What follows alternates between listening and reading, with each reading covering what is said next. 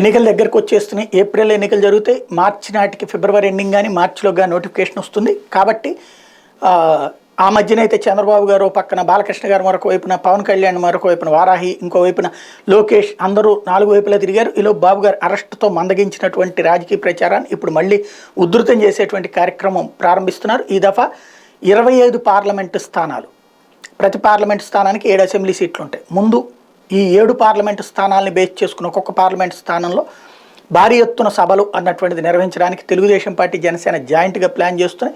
పవన్ కళ్యాణ్, చంద్రబాబు ఇద్దరు కలిసి అటెండ్ అవుతారు. 25 సభలు నిర్వహిస్తారు.